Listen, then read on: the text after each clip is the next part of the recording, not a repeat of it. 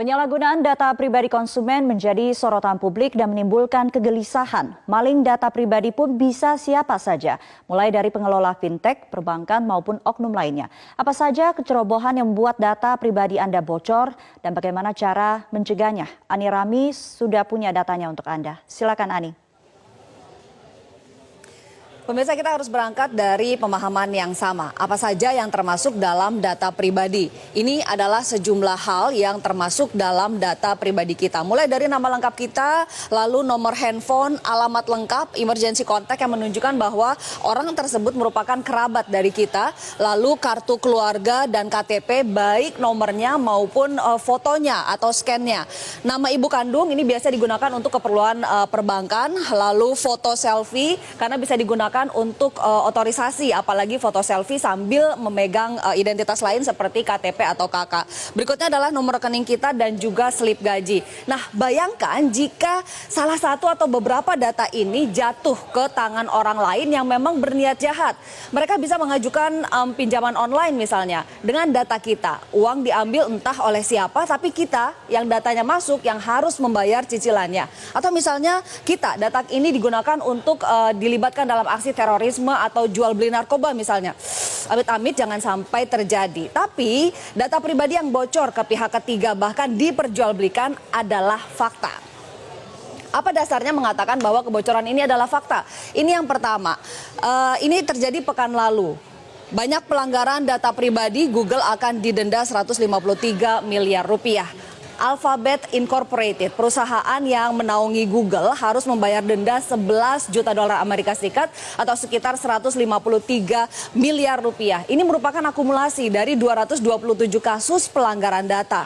Lalu masih dari artikel yang sama, saya mengambil dari cnnindonesia.com, disebutkan bahwa Google juga dituntut untuk kasus Y-Spy, yaitu mengambil data Wi-Fi rumah yang tidak dienkripsi berupa data-data pribadi si penghuni rumah. Caranya adalah dengan lewat mobil yang digunakan untuk proyek pemetaan Google Street View. Nah, kedua, terjadi pada pertengahan Juli lalu. Ada 70 pengemudi ojek online atau ojol di Pontianak yang menerima tagihan utang. Besarnya tidak tanggung-tanggung, mulai dari 1 juta sampai 23 juta rupiah. Padahal mereka tidak pernah mengajukan pinjaman sama sekali. Rupanya setelah ditelusuri, ini terjadi karena mereka latah mengikuti sebuah postingan di Facebook yang mengiming-imingi uang Rp100.000 hanya dengan menyerahkan foto diri dan foto KTP. Ternyata foto itu disalahgunakan oleh seorang oknum untuk mengajukan pinjaman online. Akibatnya mereka yang ditagih untuk membayar pinjaman tersebut. Nah, ini pinjaman online ini saat ini marak dengan istilah pinjol atau pinjaman online. Nah, ketiga juga faktanya adalah ada pegiat keamanan siber yang dengan mudah membongkar aplikasi pinjol atau pinjaman online yang ternyata tidak menjaga kerahasiaan data pribadi penggunanya, sehingga pihak ketiga dengan mudah bisa melihat basis data pengguna aplikasi pinjaman online tersebut. Dan keempat tadi yang sudah disebutkan oleh Sumiang bahwa ada sebuah kelompok di Facebook namanya adalah Dream Market Official, tapi kemudian sudah berganti nama menjadi Jual Beli All Game dan sekarang diduga sudah berganti nama lagi. Ini adanya di Facebook dengan anggota lebih dari 71.000 orang. Isinya dari grup ini adalah kebanyakan jual beli data. Nah, sejumlah pengamat keamanan siber sudah membenarkan bahwa grup ini ada dan sudah dilaporkan ke Facebook dan juga Polri untuk ditindaklanjuti.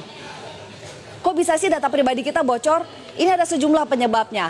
Yang sedang marak adalah akibat pengelola aplikasi pinjaman online yang ternyata tidak mengelola data dengan baik dan aman sehingga mudah diretas. Ini terjadi akibat menjamurnya aplikasi fintech atau financial technology. Meski sebetulnya pinjaman online ini hanyalah sebagian kecil dari financial technology dan pinjol atau pinjaman online bukan fintech. Fintech menjamur, pinjol menjamur, tapi ternyata pengelola menggunakan aplikasi template, tidak membangun aplikasi sendiri. Sehingga kalau satu bisa diretas, maka yang lainnya tinggal menunggu waktu saja. Yang kedua penyebabnya adalah karena kecerobohan kita sendiri mengakses email, file, foto, dokumen yang tidak jelas secara sembarangan. Akibatnya data kita bisa ditambang di sana. Yang ketiga adalah dari penelitian Kaspersky yang menyebutkan bahwa penyebab lainnya ada di perusahaan, yaitu ada kecerobohan menyimpan data pribadi karyawan. Seperti misalnya ada keterangan pribadi, ada rincian pembayaran, gaji, bonus, tunjangan, dan lainnya, juga termasuk kode otorisasi di tempat-tempat yang sulit dikendalikan. Seperti misalnya di cloud, di folder bersama, atau pada saat transfer file. Ini merupakan tempat-tempat atau saat-saat yang rawan data itu bisa diambil atau diretas. Nah, penyebab lainnya ada juga oknum dalam perusahaan yang memang sengaja mengumpulkan data dan menjualnya. Seperti misalnya oknum di perbankan, bahkan di tempat karaoke, karena ada data kita di sana. Oknum pengiriman barang di perusahaan pengiriman barang, e-commerce, bahkan operator telepon. Termasuk hati-hati kupon-kupon bekas undian di mana terdapat data pribadi Anda, itu juga bisa diperjualbelikan. Lalu apa sih yang bisa kita lakukan untuk melindungi data pribadi kita?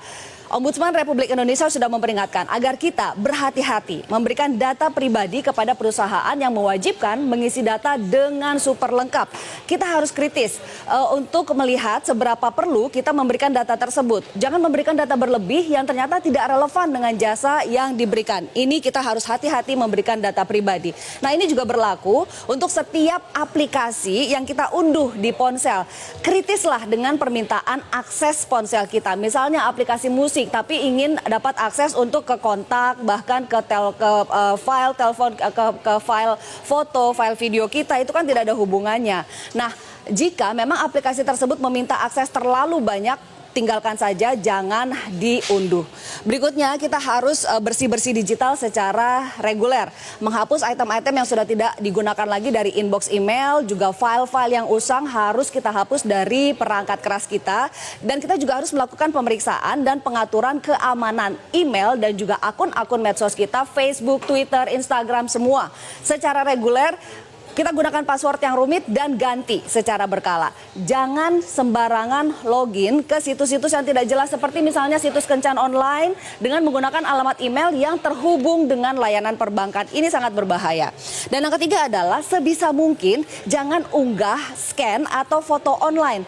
Foto selfie kita sekali lagi bisa digunakan untuk memberikan otorisasi. Apalagi foto selfie sambil memegang identitas lain seperti KTP.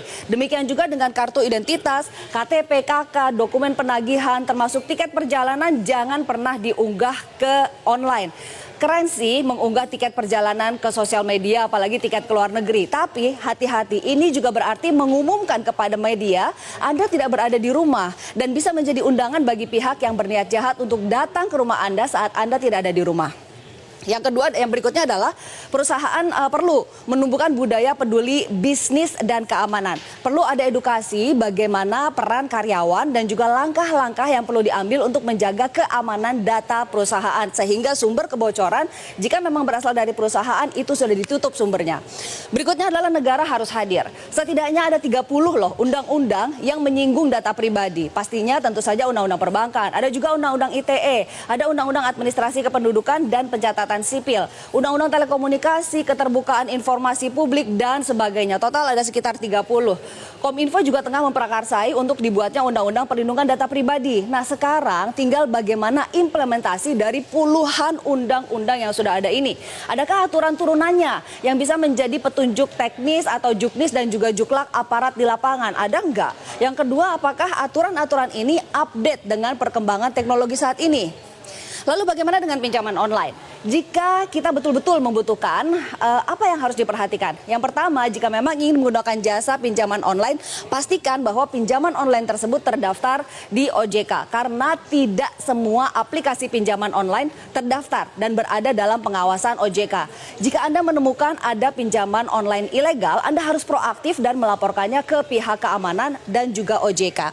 Berikutnya, harus teliti dengan syarat dan ketentuan yang ada dalam aplikasi. Biasanya memang lazim ditemui bahwa syarat dan ketentuan ini ditulis dengan font yang kecil dan kontennya banyak sekali. Dalam satu lembar itu banyak sekali yang harus dibaca. Tapi demi keamanan dan perlindungan diri, kita harus teliti membacanya. Tidak sedikit aplikasi yang bahkan mengiming-imingi bonus atau tambahan limit jika pengguna memberi akses ke berbagai data dan berbagai aplikasi yang ada di ponsel. Tujuannya apalagi kalau bukan menambang data pribadi kita dan yang ada di kontak kita. Berikutnya adalah waspada dengan permintaan akses data di ponsel. Karena tidak hanya untuk permintaan data, kita juga harus waspada untuk izin publikasi data. Penyerahan data ke pihak ketiga bisa jadi legal karena kita sudah memberikan izin untuk mempublikasikan data pribadi kita. Hati-hati. Dan pemirsa percayalah, tidak ada artinya berhati-hati, kritis, cermat, dan teliti di awal dibandingkan dengan menyesal kemudian karena data pribadi kita disalahgunakan untuk tindak kejahatan. Sumi, kembali ke Anda. Baik, terima kasih Ani Rami untuk pemaparannya.